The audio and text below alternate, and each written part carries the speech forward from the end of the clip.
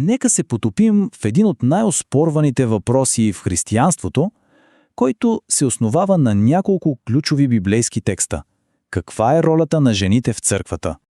В сърцето на този дългогодишен дебат стои един централен въпрос, който и до днес предизвиква разделения. Нека да видим какво всъщност казва Библията по темата. За да разберем защо този дебат е толкова сложен, трябва да започнем с двата ключови пасажа, които често се цитират, за да се ограничи ролята на жените в църквата. Ето го и първия. От писмото на апостол Павел до коринтяните. Звучи доста недвусмислено, нали? Но тук контекстът е ключов. Важно е да знаем, че църквата в Коринт е била известна с доста хаотичните си събрания.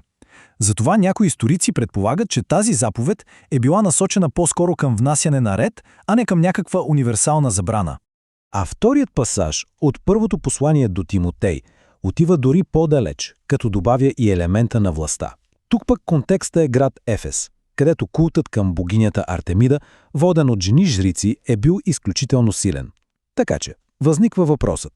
Дали Павел се е противопоставил на конкретен модел на доминиращо поведение или е изключвал жените от поучения по принцип? И наистина, ако просто прочетем тези текстове буквално, те изглеждат като непробиваема стена. И точно те в продължение на векове са формирали основата за ограничаване на ролите на жените в църковния живот. Но какво, ако ключът към разбирането на тези стихове се крие не в това, което казват на пръв поглед, а в самия език и в контекста, в които са написани? И така, оказва се, че решаващият момент в пасажа от първо Тимотей се свежда до превода на една изключително рядко срещана гръцка дума. Тази дума е автентин. И тук става наистина интересно, защото тя не се появява никъде другаде в целия Нов Завет. Но какво точно означава? Ето тук се крие ядрото на целия тълкователен пъзъл. Вижте, преводът на тази едничка дума променя абсолютно всичко. Дали означава просто да имаш власт, което би било обща забрана, или пък означава да узурпираш власт, което би било забрана срещу неправилното й присвояване. Разликата е, меко казано, огромна. И точно тази езикова неясност ни кара да се запитаме. Павел установяваше ли някакво универсално правило за всички времена, или всъщност се занимаваше с конкретен проблем в конкретната църква, на която е писал? Добре, а сега картината става още по-сложна, когато разширим погледа си и разгледаме останалата част от Библията. Защото в самата Библия намираме множество примери за жени, които са имали ключови духовни и ръководни роли. От Девора, съдия и пророк в Стария Завет, която е водил Израел, до Прискила, която е обучавал мъж-проповедник на име Аполос, и Фива, която самия Павел нарича диакониса и покровителка. Тези жени определено не са били нито мълчаливи, нито пасивни. Освен това, богословски понятия като главенство често се тълкуват не като хиерархия, в която мъжът е по-ценен, а като разлика в функциите. Може да си го представим като различните части на тялото, всяка има различна, но еднакво важна роля за общото благо.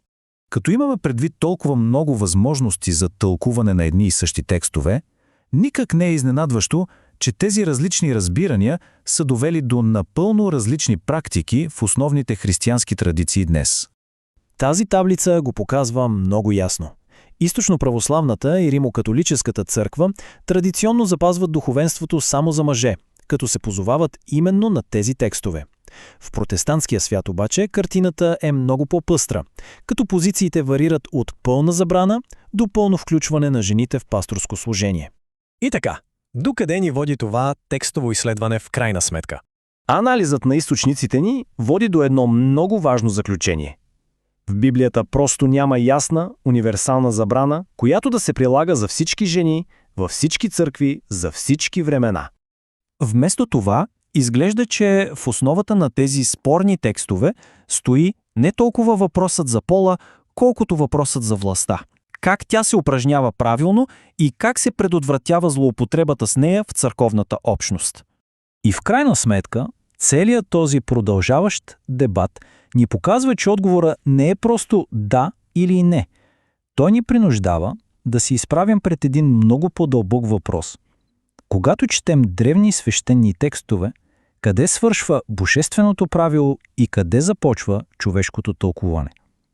Това е въпросът, който остава актуален и днес.